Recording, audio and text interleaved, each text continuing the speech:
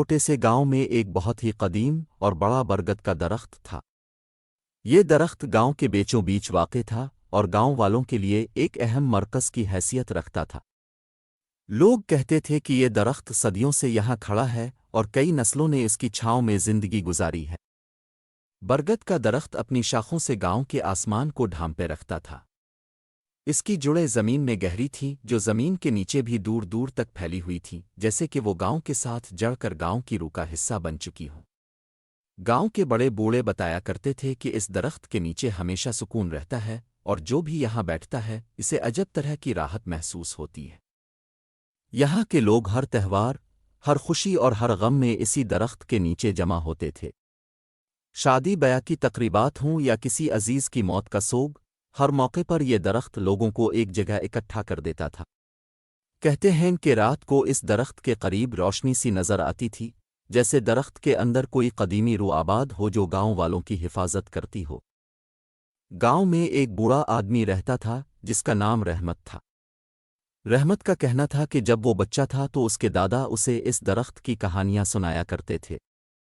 ایک کہانی جو سب سے زیادہ مشہور تھی وہ یہ تھی کہ یہ درخت دراصل ایک عظیم فقیر کی دعا سے اگا تھا۔ وہ فقیر برسوں پہلے اس گاؤں میں آیا تھا اور یہاں لوگوں کی مدد کیا کرتا تھا۔ اس نے گاؤں کے لوگوں کے لیے دعا کی کہ وہ ہمیشہ خوشحال اور محفوظ رہیں، اور پھر اسی دعا کی برکت سے یہ درخت یہاں اگا۔ برگد کے درخت کے بارے میں مشہور تھا کہ یہ اپنے پاس بیٹھنے والوں کو ان کی مشکلات سے نجات دیتا ہے۔ جو بھی اپنی پریشانی لے کر اس درخت کے نیچے آتا، اس کی دل کی گہرائیوں میں سکون اتر جاتا اور اس کے مسائل کا حل خود بخود نکل آتا۔ اسی لیے لوگ اسے مقدس سمجھتے تھے اور اس کا بہت احترام کرتے تھے۔ ایک دن گاؤں میں ایک بڑی آندھی آئی۔ درخت کی شاخیں زور زور سے ہلنے لگیں اور گاؤں کے لوگوں کو لگا کہ شاید اب یہ درخت گر جائے گا۔ مگر جیسے ہی آندھی ختم ہوئی، درخت جوں کا توں کھڑا تھا، بالکل پہلے کی طرح مضبوط اور توانا۔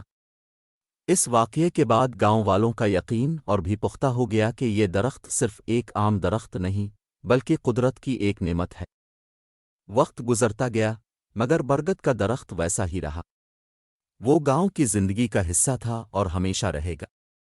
لوگ اپنے بچوں کو بھی اس کی کہانیاں سناتے اور یوں یہ درخت گاؤں کی تاریخ اور ورثے کا حصہ بنتا چلا گیا۔ آج بھی اگر کوئی اس گاؤں میں جائے تو برگد کے درخت کے نیچے سکون سے بیٹھے لوگوں کو دیکھ سکتا ہے۔